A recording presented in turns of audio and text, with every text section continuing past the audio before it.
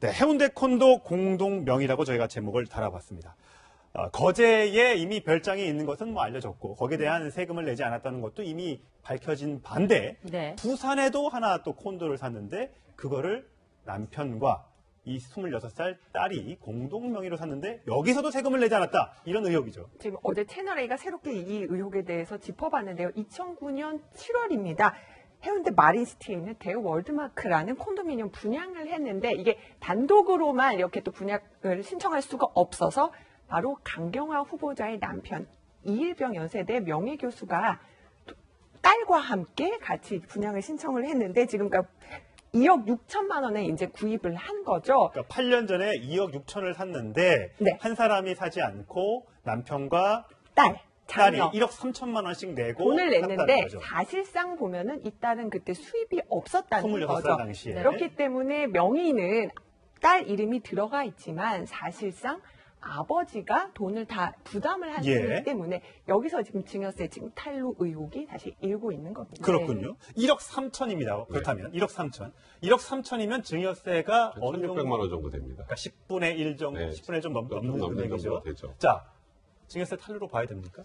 이게 참 애매한 부분이 있어요. 예. 왜냐하면 지금 이일병 교수 얘기는 이 돈도 본인이 다 마련을 했고 콘도를 분양받기 위해서는 2명이 필요했고 예. 그래서 딸의 이름을 집어넣고 나중에 팔고 그 돈도 내가 다 회수를 했으니까 이름만 넣지 증여가 아니다라는 취지의 주장이신 것 같아요. 예. 제가 굳이 해석을 하자면. 근데 그러면 또 하나의 불법적인 문제가 나오죠. 명의신탁은 금지가 되거든요. 아, 부동산 명의신탁은 법적으로 안 됩니다. 그렇죠. 내 네. 건데 쉽게 말해서 내 건데 편법으로 분양받기 위해서 이름만 집어넣고 이 이름을 집어넣었다는 것 자체가 명의를 빌렸다는 거죠. 그렇죠, 그 사람 명의를 그렇죠. 빌렸다는 거. 부동산 실권리자 뭐 명의신탁 관한 등기 관한 법률에 보면 이제 그런 부분들도 이제 처벌 규정까지 있는 상황이기 때문에 증여세를 안 냈어도 불법, 명의신탁을 했어도 불법. 지금 그런 상황이기 둘 때문에 중에 하나는 적발될 수밖에 없는 네, 그런 상황이다. 상황이다. 네. 그러니까 어찌 보면은 이게 그냥 깔끔하게 이 정도면 아무 일도 아니구나라고 넘어갈 수 있는 상황은 아니다 이렇게 돼버린 거로 봐야 될 것 같습니다. 그렇군요. 그럼 만약에 딸이 아니라 부인인 강경화 후보자랑 같이 샀으면 문제가 안 됐던 건가요? 그러니까 부부간의 또 명의신탁은 또 예외 규정이 있어서 네, 또 부부간의 명의신탁 관련해서는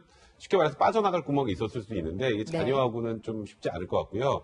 그리고 제일 결정적으로 콘도는 원래 이제 주거로 쓰는 게 아니라 보통 놀러 갈 때 그렇죠. 네. 여러 사람들이 쓰는 거잖아요. 근데 이 당시에 이게 분양을 봐서 가족이 2명이 분양을 받으면 사실상 주거가 돼요. 그냥 아파트인 거죠. 네, 그렇죠. 주거가 되면 이제 아무래도 이제 세금 혜택이나 이런 부분들이 굉장히 많기 때문에 절세 특가 상품식으로 막 그때 막 선정이 됐단 말이에요. 예. 이제 그래서 그런 부분들의 명의를 돈이 없는 딸의 명의를 넣었다라는 것 자체가 일단 좀 비난받을 소지가 있는 거죠. 조 전 의원께서는 어떻게 보세요? 이게 어쨌든 공직자, 당시에도 공직자였고 지금도 이제 공직 후보자인데 이런 부분에서 과연 남편과 상의 없이 남편이 정말 순수한 마음에 이렇게 그냥 해줬다. 이렇게 넘어갈 수 있을까요? 남편과 상의를 다 했겠죠. 뭐, 1억 몇천 정도 되는 돈 같으면 굉장히 그 애가 아닙니까? 2억 6천이죠? 왜? 예, 예. 그렇죠? 예. 뭐 투자를 다 하는데, 분명히 이제 상의를 다 했을 거고, 그 당시에는 뭐, 저런 부분에 대해 가지고 아무 문제가 없었을 거라고 생각을 다 했을 수도 예. 있겠고요. 또 우리나라 공직자들의 대부분 사람들이 자기가 그런 이 청문회 나갈 거라고 누구도 아마 예상을 다 못했을 겁니다. 예. 네. 아마 근데 지금부터 이제 그 공직에 있는 분들은 아마 이런 것들을 반면 삼아가지고 네. 그 자기 관리를 철저히 할 건데 그런 생각을 다 아마 못 하신 건 아닌가 이런 생각을 못했던 것 같다. 여기 제가 좀 하나라도 좀 덧붙이고 싶은 것은 제가 아마 이야기를 다 하면 우리 국민들한테 욕 좀 들어볼 수도 있을 것 예. 같아요. 네. 근데 위장저집이니 뭐 이런 문제 들어갈 때 이렇게 보면서 어떤 경우는 정말 우리나라 주민등록법이 좀 잘못된 거 아닌가 하는 생각도 듭니다. 예. 근데 가령 저도 부산에서 살면서 서울에서 대학을 다 다녔거든요. 예. 그럼 우리 주민등록법상은 한 달인가 이상 집 외에서 주거를 갖다 할 경우에는 반드시 그쪽으로 이제 거주지를 갖다 옮겨놔야 돼요. 예. 네. 아이들 기숙사 가면 기숙사를 다 옮겨놔야 그렇죠. 돼요. 네. 그렇게 따지면은 지금 우리나라 대학생들의 많은 대학생들이 지금 위장전입 상태에 있는 것입니다. 네. 그래서 이런 부분들 왜 국민들 갖다 그렇게 전체적 범죄자로 만드냐는 말씀이신 거죠? 그런 부분들은 이제 법 정비 같은 좀 해줘야 되는 것 아니냐 이런 생각을 네. 해요. 오늘 이 증여세 문제에 대해서 아침에 이 기자들이 강경 후보자에게 질문을 했는데요. 이렇게 대답했습니다. 함께 보시겠습니다. 네, 마지막 투표 열심히 하고 있습니다. 증여세 안 감사합니다. 내실 겁니까? 네, 냈습니다. 아니, 그 증여세 안 내신 걸로 돼 있는데요. 네. 남편분이 인정하셨는데요. 네, 증여세 냈다고 지금 저렇게 주장을 하고 있습니다. 청문회 과정에서 밝혀질 내용인데 모르겠습니다. 자, 위장전입, 아이의 국내에서 살고 있는 어떤 그런 그 적응을 위해서 그랬다. 또 탈세, 아직까지 뭐 정확하게 밝혀진 건 아니지만 또 금액이 양도세로 인해서 2억 6천만 원을 사가지고 9개월 뒤에 2억 7천만 원에 팔았기 때문에 1천만 원밖에 안 남겼다. 뭐 네. 등등해서 난 남긴 게 없다. 별거 아니지 않느냐. 이렇게 이제 주장을 할지 모르겠습니다. 하지만 대다수의 국민들, 또 제가 알고 있는 또 7급 공무원 출신의 한 분은 국장인데 나도 그런 유혹에 많이 빠졌었지만 내가 혹시 나중이라도 고위공직에 갈지 모른다는 그 이유 때문에 정말 몸조심하고 산다. 7급 공무원인 나도 그런데 왜 저 높은 데 가실 분들은 저렇게 사는지 모르겠다라고 한탄을 하시더라고요. 그러니까 그 조금 좀 답답한 게 그런 거예요. 뭔가 이렇게 큼지막하게 뭐 부동산 투기를 해가지고 돈을 확 벌었으면 또 모를까. 네. 그것도 아니고 이것도 돈 벌었다고 말하기도 참 애매한 금액이거든요. 세금제하고 나면은 돈을 번 게 아니라 그냥 본전 넣었다가 그냥 본전 뺀 거밖에 사실은 돈 번 거 아무것도 없는데 왜 그랬을까 이렇게 생각을 해보면 강경화 후보자가 외국이 계속 있고 유엔에 있으니까 우리나라에 다시 들어와서 뭔가 고위공직을 맡을 거라는 상상을 전혀 못했던 것 같아요. 제가 보니까. 예. 그러니까 남편 되시는 분이 뭐 내가 필요하거나 내가 생각 있으면 딸 명의 거제집도 비슷하잖아요. 딸 명의랑 같이 그냥 들어갔다가 나온다거나 뭐 이런 식으로 크게 그런 거에 개의치 않고 일반적인 사람들이 하는 거랑 거의 비슷하게 했던 것 같아요. 이 건강보험에 소득이 있는 사람을 올리는 것도 마찬가지인데요. 강경화 후보자가 남편이 밑에 들어가 있잖아요. 건강보험 같은 경우에. 예. 그것도 사실은 딸도 마찬가지인데 우리나라 국민들 대다수가 외국에 누가 잠깐 나가 있다 하더라도 그래도 국내에는 밑에 그냥 부양가족으로 넣어놓는 경우 많잖아요. 네. 그때 일반적인 사람들이 하는 것처럼 그냥 했던 것 같아요. 그러니까 만약에 공직자로서 국내에서 검증을 계속 받는 입장이었다고 하면은 이거 하면은 좀 문제될 수 있어 하면 더 조심스럽게 하면서 안 했을 것 같은데 뭔가 크게 어떤 사익을 취하려 한 흔적은 별로 보이지는 않지만 그런 면에서 자꾸 조금씩 걸려 나오는 것 같아요.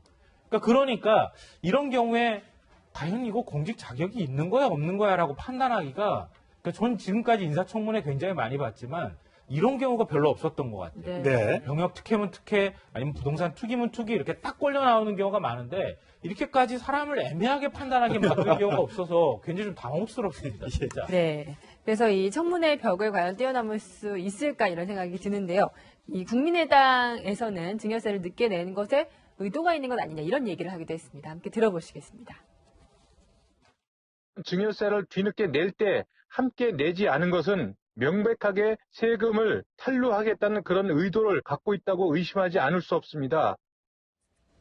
지난번 거제에 집을 살 때도 마찬가지로 증여세를 늦게 냈고 이번 것도 만약에 적발이 되지 않았다면 혹시 증여세를 내지 않았지 않겠느냐라는 게 이제 이태규 의원의 주장인데 네. 아까 잠깐 말씀드렸지만 대우 월드마크 해운대를 사고 판 금액을 정확하게 따져보면 2009년 7월에 2억 6,600만 원에 샀고 2010년 4월 딱 9개월 뒤에는 2억 8,100만 원에 팔아서 1,482만 원을 남겼습니다. 그러니까 취득세 빼고 뭐 이전 비용 빼고 등등 빼면 차액이 거의 없는데 그렇다면 왜 9개월 만에 샀다가 팔았을까라는 것도 참 궁금해요. 그러니까 사실 지금 저것만 딱 놓고 보면 어쨌건 들어가서 돈도 남긴 게 아니라 어찌 보면 손해를 봤을 수 있습니다. 저거 다 빼면. 예.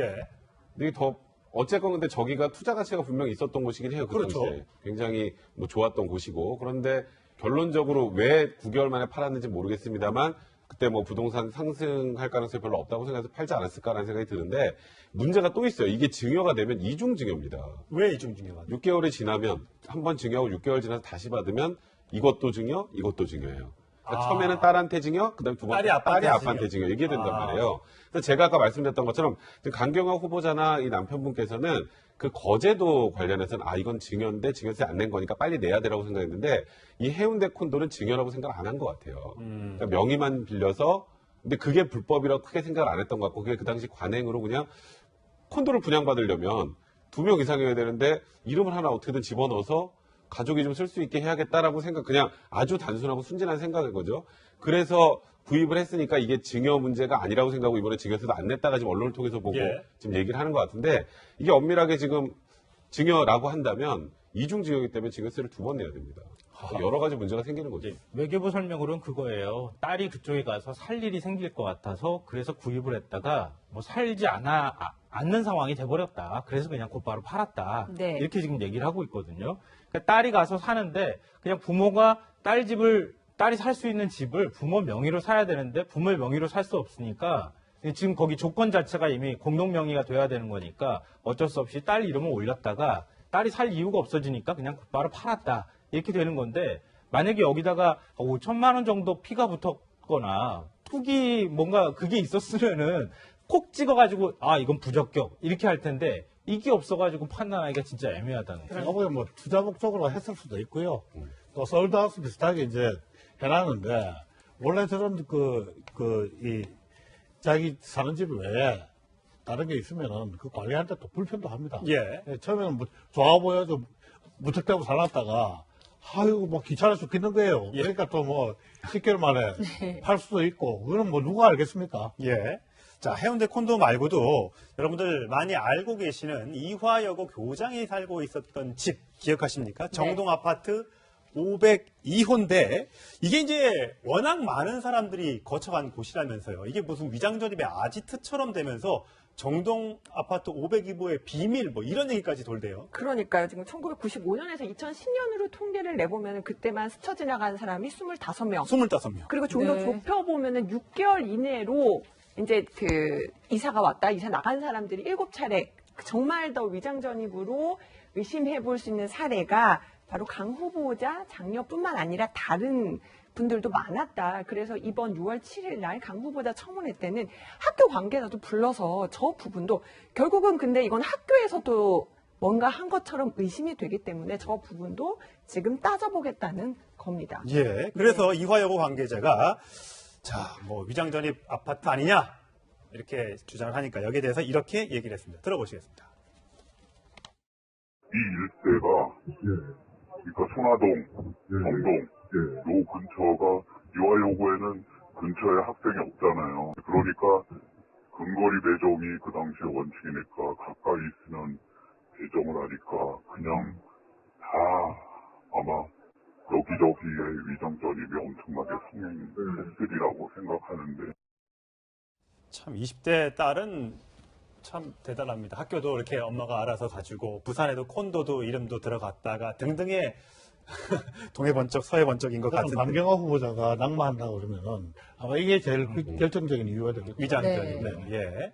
저게 어쨌든 교육 때문에 간 건 맞는 것 같은데 이 장소 정동 아파트 이 502호가 너무 이게 큰 것 같아요. 이게 처음에 그 강경화 후보자 같은 경우에 청와대에서 위장전입에서 셀프 자백을 했죠. 그래 뭐 친척 집에 딸아이 그 학교 때문에 그랬다. 예. 이 정도면 괜찮다. 그리고 대부분의 여론도 뭐 그 정도 위장전입 가지고는 뭐라고 할 게 아니지. 네. 잘 넘어갈 것 같았는데 이게 위장전입이 문제가 아니에요 지금은. 거짓말이 이제 두 번째로 논란이 되고, 그다음에 이게 502호가 나오면서 지금 25명이 이 위장전입에 뭐 아지트가 아니냐 하면서 다 조사해봐야 또 되는 얘기가 나오죠. 학교와의 특혜가 있었던 게 아니냐라는 이제 특혜 논란으로 넘어가는 거거든요. 네. 그러니까 저도 지금 아까 조원님 말씀하셨던 것처럼 그 전에 뭐 좀 콘도 뭐 증여세 이런 부분은 사실 아주 지엽적인 거고 저 부분 때문에 낙마를 하기는 쉽지 않을 것 같은데 결론적으로 이겁니다. 이 부분이 사실 청문회 과정에서 강경화 후보자가 명확하게 해명을 하지 않으면 이거는 그렇게 쉽게 넘어가기 힘들 것 같아요. 왜냐하면 그러니까 일단 뭐 지인 통해서 이 학교로 들어간 거잖아요. 그 지인이 누군지도 지금 명확하지 않고요. 은사라고 표현을 썼나요? 은사가 누군지도 명확하지 않고 그 이후에 어쨌건 수많은 사람들이 이화여고에 배정받기 위해서 이 아파트를 거쳐간 것 같은 정황이 나오고, 그런데 강경화 후보자는 거기 소유주가 누군지도 몰랐다고 하는 입장이거든요. 그게 앞뒤가 좀 안 맞죠. 예. 이화여고에서 굉장히 배출해내는 훌륭한 분이고, 그때 당시 그 전세권자 설정자는 그 전직 교장이고, 예. 이 학교와 다 연결돼 있는, 그러니까 이화여고의 인맥을 얻기 위해서 딸아이를 거기에 넣은 게 아니냐라는 의혹으로 지금 계속 발전하고 있는 거기 때문에 네. 일단 7일날 청문회에서 이 부분이 명쾌하게 해명되지 않으면 지금 일단 국민의당조차도 강경 후보자에 대해서는 불가 원칙을 밝히고 있잖아요. 네. 그래서 쉽지 않아 보입니다, 사실. 이건 네. 제가 보기에는 청문회를 떠나가지고 잘못하면 이제 학교 전체의 어떤 교육 비리 차원에서 이게 접근될 가능성도 네. 그걸 촉발시켰다. 2대 비리처럼 말씀이시죠? 네, 네. 예. 그럴 가능성도 있다고 생각합니다. 예. 네, 그래서 이 여러 가지 논란이 이어지자 자유한국당에서는 아예 지명 철회를 얘기하고 나섰습니다. 함께 들어보시겠습니다. 상한 냄새가 나는 음식이 있다고 한다면 먹어보고 버리겠습니까? 지독한 여러 냄새가 나면 버리는 게 현명하다고 저는 이렇게 보고 있고요. 또 위장 전입에 의해서 각종 의혹과 거짓 해명을 하고 있는 후보자들이 지명 철회되는 것은 저는 당연한 수순이다 이렇게 보고 있습니다. 상한 음식 얘기까지 비유를 들면서 강력하게 얘기해서 청문회 지금까지는 그래도 한의문 기간이라서 그런지 모르겠지만 원만하게 진행되어 왔습니다만 모레 있을 강경화 후보자의 청문회는 전운이 감돌고 있습니다. 전운이 감도는 데다가 사실은 김상조 후보자랑 강경화 후보자를 낙마시키는 것을 자유한국당 쪽에서는 1순위로 삼았었는데 저 김상조 후보자 같은 경우는 청문회 보니까 에이, 맥 빠진다 이런 반응이 많았고 한 방이 없었다 이런 얘기가 많았기 때문에 김상조 후보자 쪽보다는 이제 더 그러면 강경화 후보자 쪽으로 화력을 집중해 보자 이런 좀 분위기가 감지가 되고 있어서 특히나 자유한국당 쪽에서 좀 만만하게 나오지 않을 것 같다는 느낌이 드네요. 네. 자, 정치권에서 또 한 명의 화제가 되고 있는 인물 한민구 국방부 장관입니다. 오늘 싱가포르에 출장을 갔다가 오늘 새벽에 귀국을 했는데 네. 요거는 이제 귀국 전에 얘기한 겁니다. 말로써 말이 많으니 말을 말까 하노라. 이렇게 이제 시조를 읊조는데 조정현 보시기에는 어떻습니까? 저 시조 구조를 읊은 게 이 한 장관의 지금 마음을 대변하고 있는 것 같다고 할 생각합니다. 말 많다는 이야기죠. 의역설적으로. 할 말 많으면 하면 되는 거 아니에요? 그런데 문제는 뭔가 하면 지금 그 자신이 의혹 대상이 되어 있고 지금 현직 장관 저기 예, 그 그렇죠. 직무를 신분이죠. 하고 있지 않습니까? 현직 장관으로서는 지금 아마 그 이야기할 때가 아니다. 이렇게 이야기를 했다 하는 것 같습니다. 네. 항명처럼 비춰지는 게 굉장히 현직 장관으로서는 부담스러울 수밖에 없을 텐데. 네. 그래서 이 미국 쪽에서 나오는 얘기를 들어보면 하여튼 그렇게 그닥 기분이 좋은 것 같지는 않습니다. 한국 내에서 이런 논란이 불러일으키고 재배치 얘기, 아니, 우리가 우리 돈 들여서 사드 갖다 놓겠다고 했는데 이걸 반대하는 것 자체가 좀 한국이 좀 이상한 것 아니야? 이런 반응도 좀 일부에서 나오고 있고요. 근데 정확하게 아직 미국의 의중이 뭔지 뭐 우리가 아직 확인할 바가 없기 때문에 말을 할 수는 없지만 이 매티스 국방장관 얘기를 보면은요. 투명하게라고 하는 단어를 넣었다고 하잖아요. 없는 단어를 넣었다는 거죠? 없는 예. 단어를 굳이 투명하게라는 말을 왜 넣었을까? 그 의중을 좀 살필 필요가 있다. 이제 이런 얘기가 나오는데요. 그러니까 그만큼 이제 미국 입장에서는 지금 불투명하게 뭔가 이루어진 것 같고 한국에서 사드 보고 누락을 했다고 해가지고 절차상의 문제를 삼고 있는 부분이 상당히 신경이 쓰이는 것만은 분명해 보입니다. 그러니까 미국 입장에서 사실 사드 배치의 어떤 정당성 문제를 우리가 들고 나가기 시작하면 사실 이게 외교 문제로 비화될 가능성이 있고 그러면 중국과 겨우 사드 갖다 놨는데 사실은 어찌 보면 예. 중국과 갈등이 생기기 시작하면 아주 좀 그 문제가 생길 가능성이 이제 높거든요. 그런 부분에서도 좀 사실 굉장히 좀 애매한 입장에 처해 있고 문재인 정부도 앞으로 어떻게 해야 할지 이 부분에 대해서도 미국 입장에서 전혀 우리 관심 없어라고 끊을 수가 없으니까 네. 결국은 투명하게라고 하는 단어를 거기다가 굳이 집어넣었다 이제 이런 것이고요. 네. 이 맥메스터 국가안보 보좌관하고 그다음에 정의원 이제 국가안보실장이 만났을 때에도 그때도 이제 사용했던 단어가 이해한다 이 단어를 썼는데 예. 이 외교적인 단어를 사용할 때 단어 하나가 어떤 단어를 쓰느냐에 따라서 굉장히 의미가 중요하죠. 예민하고 네. 달라지거든요. 예. 그러니까 이해한다는 표현 자체는 굳이 외교적으로 해석한다면 너네들이 그렇게 생각하니 내가 그냥 그런 뜻으로 받아들여 줄게. 이런 의미라는 거죠. 예. 그러니까 우리 입장을 충분히 이해해서 뭔가 한다. 이런 의미는 우리 그 글로서의 어떤 이해고 외교적 언어로 보면은 약간 불편한 속내 같은 것도 거기에 들어가 있는 단어일 수 있다는 거죠. 네. 그러니까 그런 것들도 우리가 아주 예민하게 좀 살펴볼 필요가 있다는 거죠. 그러니까 미국이 지금 사드 배치 문제와 관련해서 어찌 보면 새로운 문재인 정부가 들어서고 난 다음에 문재인 정부가 앞으로 어떻게 하는지 우리가 예의주시하겠다. 네. 당신들이 이런 입장에서 조사를 하고 있다고 하니 우리가 그 조사하겠다고 하는 당신들의 입장은 이해하지만 앞으로 지켜보겠다. 이런 맥락들을 같이 포함하고 있는 얘기를 하고 있다고 볼 수 있을 것 같아요. 그렇군요. 네. 자, 그래서 바른정당 소속인 김영호 국회 국방위원장은 문재인 대통령이 자꾸만 사드 문제를 거론하고 있는 것 자체가 좀 문제가 있다 이렇게 주장을 하고 있습니다. 그 목소리 들어보시겠습니다. 불안한 안보 상황, 청와대의 세심하고 무거운 자세가 절실합니다. 청와대와 국방부 간의 사드 배치 보고와 관련해서 진실 공방이 계속되고 있습니다.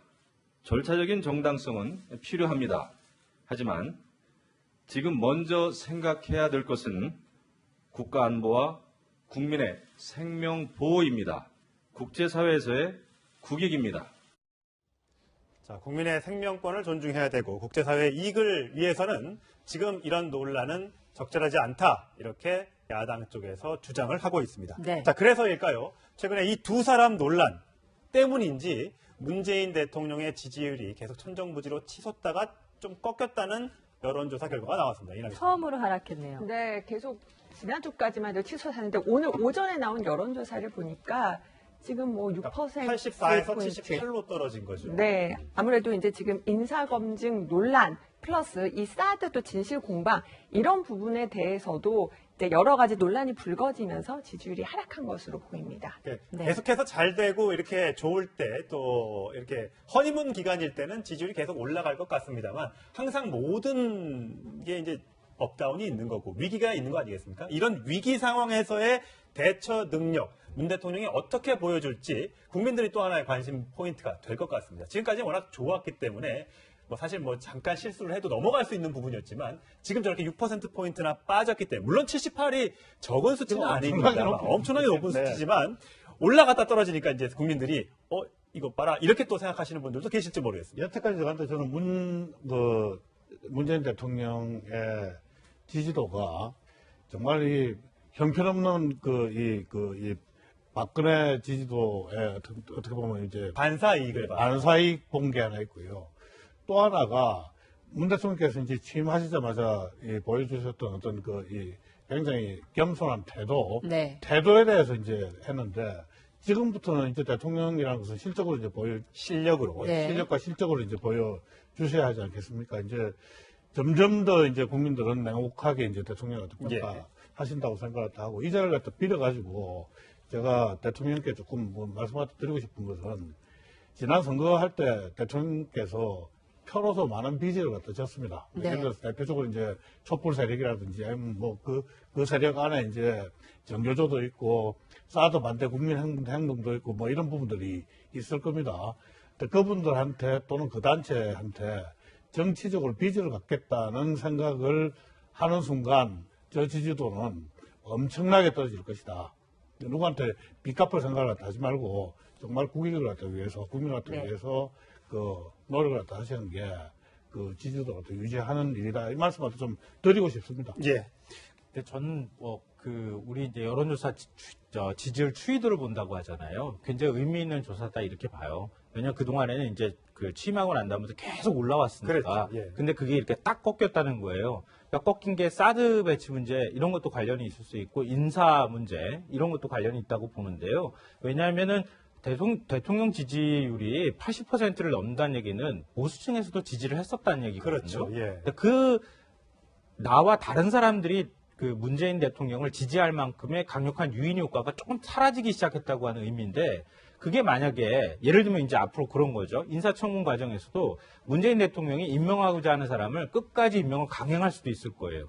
근데 야당 입장에서는 어떻게 해서든 뭔가 우리가 볼 때 판단하기에 뭔가 흠결 있는 사람은 어떻게 해서든 한 명 정도는 낙마시키는 게 맞을 거라고 생각할 수도 있을 것 같은데 네. 이제 앞으로 문재인 대통령은 뭘 계속 본인이 고집해야 될지와 뭘 내려놓을지 그러니까 뭘 포기해야 될지를 고민해야 될 시점에 왔다는 거예요. 예. 그러니까 그 포기할 게 무엇인지 그거를 이제 순서를 잘 정하지 않으면은 앞으로 계속 끝까지 고하면 오히려 지지율이 떨어지는 현상이 나타날 수 있기 때문에 저 지지율을 굉장히 의미심장하게 읽을 필요가 있다. 청와대에서 좀 생각합니다. 자, 청와대 앞으로 인사 발표 줄줄이 예정되어 있는데 어떻게 이 위기를 극복하는지 봐 나가도록 하겠습니다. 그러니까 부부간의 또 명의신탁은 또 예외 규정이 있어서 또 부부간의 명의신탁 관련해서는 쉽게 말해서 빠져나갈 구멍이 있었을 수 있는데 이게 자녀하고는 좀 쉽지 않을 것 같고요. 그리고 제일 결정적으로 콘도는 원래 이제 주거로 쓰는 게 아니라 보통 놀러 갈 때 그렇죠. 여러 사람들이 쓰는 거잖아요. 근데 이 당시에 이게 분양을 봐서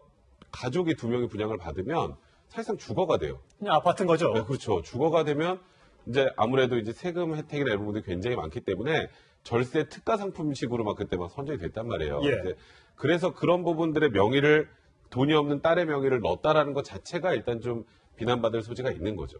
조 전 의원께서는 어떻게 보세요? 이게 어쨌든 공직자, 당시에도 공직자였고 지금도 이제 공직 후보자인데 이런 부분에서 과연 남편과 상의 없이 남편이 정말 순수한 마음에 이렇게 그냥 해줬다. 이렇게 넘어갈 수 있을까요? 남편과 상의를 다 했겠죠. 뭐, 1억 몇천 정도 되는 돈 같은 건 굉장히 거액 아닙니까? 2억 6천이죠? 왜? 예, 예. 그렇죠? 예. 뭐 투자를 다 하는데, 분명히 이제 상의를 다 했을 거고, 그 당시에는 뭐, 저런 부분에 대해 가지고 아무 문제가 없었을 거라고 생각을 다 했을 수도 예. 있겠고요. 또 우리나라 공직자들의 대부분 사람들이 자기가 그런 이 청문회 나갈 거라고 누구도 아마 예상을 다 못했을 겁니다. 예. 네. 아마 근데 지금부터 이제 그 공직에 있는 분들은 아마 이런 것들을 반면 삼아가지고 네. 그 자기 관리를 철저히 할 건데 그런 생각을 다 아마 못하신 건 아닌가 이런 생각을 못했던 것 같다. 여기 제가 좀 하나라도 좀 덧붙이고 싶은 것은 제가 아마 이야기를 다 하면 우리 국민들한테 욕 좀 들어볼 수도 있을 것 같아요. 네. 근데 위장전입이니 뭐 이런 문제들을 갖다 이렇게 보면서 어떤 경우는 정말 우리나라 주민등록법이 좀 잘못된 것 아닌가 하는 생각도 듭니다. 예. 근데 가령 저도 부산에서 살면서 서울에서 대학을 다 다녔거든요. 예. 그럼 우리 주민등록법상은 한 달인가 이상 집 외에서 주거를 갖다 할 경우에는 반드시 그쪽으로 이제 거주지를 갖다 옮겨놔야 돼요. 예. 네. 아이들 기숙사 가면 기숙사를 다 옮겨놔야 그렇죠. 돼요. 네.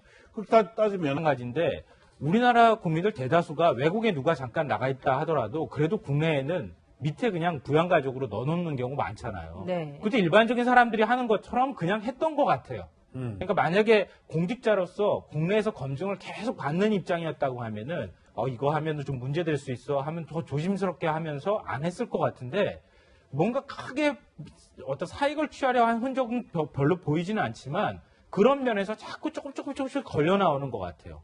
그러니까 이런 경우에 과연 이거 공직 자격이 있는 거야 없는 거야라고 판단하기가 전 지금까지 인사청문회 굉장히 많이 봤지만 이런 경우가 별로 없었던 것 같아요. 네. 병역 특혜면 특혜 아니면 부동산 투기면 투기 이렇게 딱 걸려 나오는 경우가 많은데 이렇게까지 사람을 애매하게 판단하게 만드는 경우가 없어서 굉장히 좀 당혹스럽습니다. 진짜. 네. 그래서 이 청문회 벽을 과연 뛰어넘을 수 있을까 이런 생각이 드는데요. 이 국민의당에서는 증여세를 늦게 내는 것에 의도가 있는 것 아니냐 이런 얘기를 하기도 했습니다. 함께 들어보시겠습니다. 증여세를 뒤늦게 낼 때 함께 내지 않은 것은 명백하게 세금을 탈루하겠다는 그런 의도를 갖고 있다고 의심하지 않을 수 없습니다. 지난번 거제에 집을 살 때도 마찬가지로 증여세를 늦게 냈고 이번 것도 만약에 적발이 되지 않았다면 혹시 증여세를 내지 않았지 않겠느냐라는 게 이제 이태규 의원의 주장인데 네. 아까 잠깐 말씀드렸지만 대우 월드마크 해운대를 사고 판 금액을 정확하게 따져보면 2009년 7월에 2억 6,600만 원에 샀고 2010년 4월 딱 9개월 뒤에는 2억 8,100만 원에 팔아서 1,482만 원을 남겼습니다. 그러니까 취득세 빼고 뭐 이전 비용 빼고 등등 빼면 차액이 거의 없는데 그렇다면 왜 9개월 만에 샀다가 팔았을까라는 것도 참 궁금해요. 그러니까 사실 지금 저것만 딱 놓고 보면 어쨌건 들어가서 돈도 남긴 게 아니라 어찌 보면 손해를 봤을 수도 있습니다. 저거 다 빼면. 예. 근데 더 어쨌건 근데 저기가 투자 가치가 분명히 있었던 곳이긴 해요. 그 그렇죠. 당시에. 굉장히 뭐 좋았던 곳이고. 그런데 결론적으로 왜 9개월 만에 팔았는지 모르겠습니다만 그때 뭐 부동산 상승할 가능성이 별로 없다고 생각해서 팔지 않았을까라는 생각이 드는데 문제가 또 있어요. 이게 증여가 되면 이중증여입니다. 왜 이중증여가? 6개월이 지나면 한 번 증여하고 6개월 지나서 다시 받으면 이것도 지금 우리나라 대학생들의 많은 대학생들이 지금 위장전입 상태에 있는 것입니다. 네. 그래서 이런 부분들 왜 국민들 갖다 그렇게 잠재적 범죄자로 만드냐는 말씀이신 거죠? 그런 부분들은 이제 법 정비를 갖다 좀 해줘야 되는 것 아니냐 이런 생각을 네. 해요. 오늘 이 증여세 문제에 대해서 아침에 이 기자들이 강경 후보자에게 질문을 했는데요. 이렇게 대답했습니다. 함께 보시겠습니다. 네, 마지막 준비 열심히 하고 있습니다. 증여세 감사합니다. 안 내실 겁니까? 네, 냈습니다. 그 증여세 안 내신 걸로 돼 있는데요. 네. 남편분이 인정하셨는데요. 네, 징역세 냈다고 지금 저렇게 주장을 하고 있습니다. 청문회 과정에서 밝혀질 내용인데 모르겠습니다. 자, 위장전입 아이의 국내에서 살고 있는 어떤 그런 적응을 위해서 그랬다. 또 탈세 아직까지 뭐 정확하게 밝혀진 건 아니지만 또 금액이 양도세로 인해서 2억 6천만 원을 사가지고 9개월 뒤에 2억 7천만 원에 팔았기 때문에 1천만 원밖에 안 남겼다. 뭐 네. 등등해서 난 남긴 게 없다. 별거 아니지 않느냐. 이렇게 이제 주장을 할지 모르겠습니다. 하지만 대다수의 국민들 또 제가 알고 있는 또 7급 공무원 출신의 한 분은 국장인데 나도 그런 유혹에 많이 빠졌었지만 내가 혹시 나중이라도 고위공직에 갈지 모른다는 그 이유 때문에 정말 몸조심하고 산다. 7급 공무원인 나도 그런데 왜 저 높은 데 가실 분들은 저렇게 사는지 모르겠다라고 한탄을 하시더라고요. 그러니까 조금 좀 답답한 게 그런 거예요. 뭔가 이렇게 큼지막하게 뭐 부동산 투기를 해가지고 돈을 확 벌었으면 또 모를까. 네. 그것도 아니고 이것도 돈 벌었다고 말하기도 참 애매한 금액이거든요. 세금 제하고 나면은 돈을 번 게 아니라 그냥 본전 넣었다가 그냥 본전 뺀 거밖에 사실은 돈 번 거 아무것도 없는데 왜 그랬을까 이렇게 생각을 해보면 강경화 후보자가 외국이 계속 있고 유엔에 있으니까 우리나라에 다시 들어와서 뭔가 고위공직을 맡을 거라는 상상을 전혀 못했던 것 같아요. 제가 보니까. 예. 그러니까 남편 되시는 분이 뭐 내가 필요하거나 내가 생각 있으면 딸 명의 거제집도 비슷하잖아요. 딸 명의랑 같이 그냥 들어갔다가 나온다거나 뭐 이런 식으로 크게 그런 거에 개의치 않고 일반적인 사람들이 하는 거랑 거의 비슷하게 했던 것 같아요. 이 건강보험에 소득이 있는 사람을 올리는 것도 마찬가지인데요. 강경화 후보자가 남편이 밑에 들어가 있잖아요. 건강보험 같은 경우에. 예. 그것도 사실은 딸도 마찬가지. 징역, 이것도 징역이에요. 그러니까 처음에는 딸한테 징역, 그다음에 두 번째 딸이 아빠한테 징역 이게 된단 말이에요. 그래서 제가 아까 말씀드렸던 것처럼 강경화 후보자나 이 남편분께서는 그 거제도 관련해서는 이건 징여인데 징여세 안 낸 거니까 빨리 내야 되라고 생각했는데 이 해운대 콘도는 징여라고 생각 안 한 것 같아요. 그러니까 명의만 빌려서 근데 그게 불법이라고 크게 생각을 안 했던 것 같고 그게 그 당시 관행으로 그냥 콘도를 분양받으려면 2명 이상이어야 되는데 이름을 하나 어떻게든 집어넣어서 가족이 좀 쓸 수 있게 해야겠다라고 생각, 그냥 아주 단순하고 순진한 생각인 거죠. 그래서 구입을 했으니까 이게 증여 문제가 아니라고 생각하고 이번에 증여세도 안 냈다가 지금 언론을 통해서 보고 지금 얘기를 하는 것 같은데 이게 엄밀하게 지금 증여라고 한다면 이중증여이기 때문에 증여세를 2번 내야 됩니다.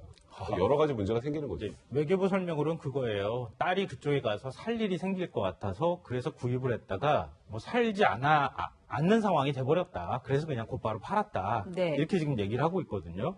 그러니까 딸이 가서 사는데 그냥 부모가 딸이 살 수 있는 집을 부모 명의로 사야 되는데 부모의 명의로 살 수 없으니까 지금 거기 조건 자체가 이미 공동 명의가 돼야 되는 거니까 어쩔 수 없이 딸 이름을 올렸다가 딸이 살 이유가 없어지니까 그냥 곧바로 팔았다. 이렇게 되는 건데 만약에 여기다가 5천만 원 정도 피가 붙었거나 투기 뭔가 그게 있었으면은 콕 찍어가지고 이건 부적격 이렇게 할 텐데 이게 없어가지고 판단하기가 진짜 애매하다는 거죠. 제가 보기엔 뭐 투자 목적으로 했을 수도 있고요.